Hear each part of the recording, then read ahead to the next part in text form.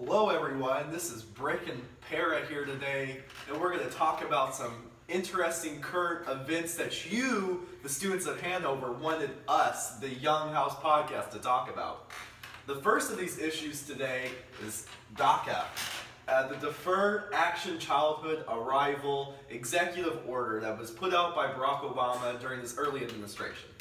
Basically, a quick rundown on what that is for those of you who don't know is that early on in the Obama administration, after Congress failed to pass immigration reform, for kids that were in the country illegally, he basically put this executive order through that they wouldn't be targeted for deportation or whatnot. They'd be kind of put back on at the back of the burner for that, so they're kind of here like a de facto, they were allowed to stay.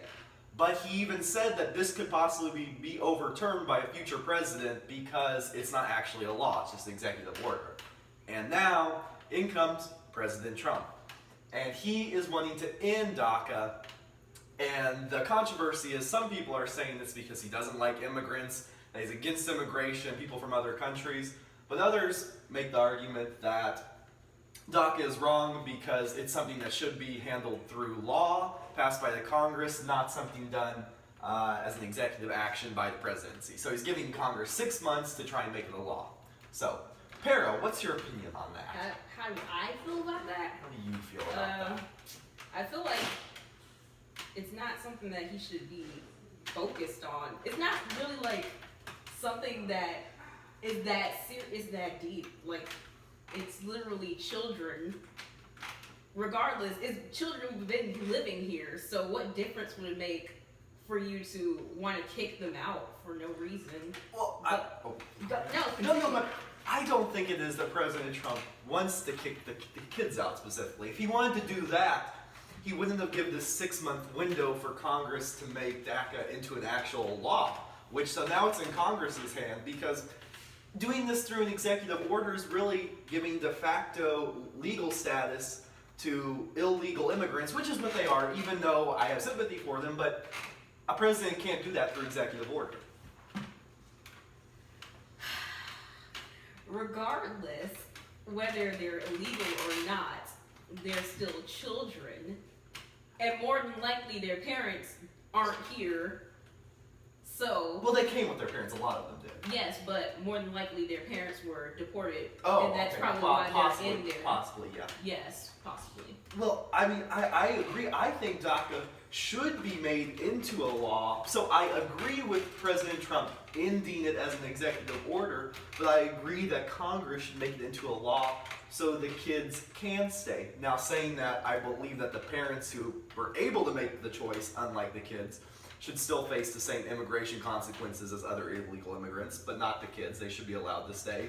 But also the kids should be given legal residency. I don't believe they should be giving full outright citizenship. I believe they should be given citizenship. If they're gonna have legal status, they might as well be citizens. Well, even a lot of immigrants that come 100% lawfully for years are not made citizens. So I don't think that they should necessarily get any special privilege because they're already getting special treatment, which is true. So I think that a good compromise, especially between Democrats and Republicans, would be that they get to stay, but I don't think they should get full outright citizenship because other immigrants that wait so much longer and don't come in illegally, even if it wasn't their choice, still have to wait a long time for citizenship. They don't get health care. They don't get the same benefits. If you make them legal residents, though, which is what I'm promoting, they would be able to do it. There's a difference between legal residency and citizenship. So as legal residents, they could get all those things, though, that like loans and all that.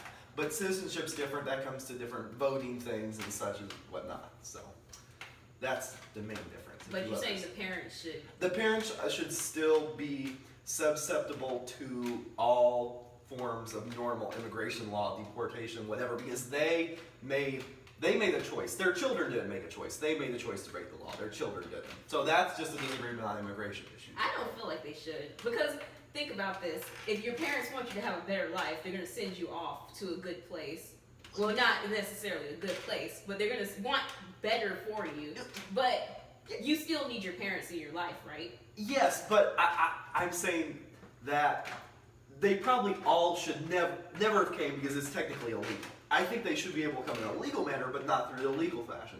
But the problem is with also giving their parents, if parents did come with them, legal benefits to be able to stay, that would act as a possible future incentive if we do this, because now if we give not just the kids legal residency but the parents legal residency, more people in the future might see, well, if I can get my kid over here, there's got to be sympathy for my kid and there's got to be sympathy for me, so it draws even more illegal immigration. And if you do it this way, where you just give the kids legal status but not the parents, it says in the future, no, we're not going to stand for more illegal immigration. I think it's more of a deterrent for illegal immigration. But think about like the trauma, the effects that'll have on their mentality. I get that it's a traumatizing thing.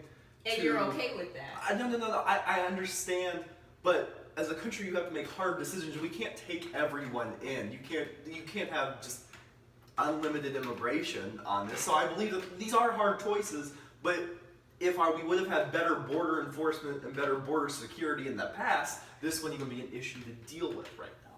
Bric, how do you think that illegal immigrants get into the country?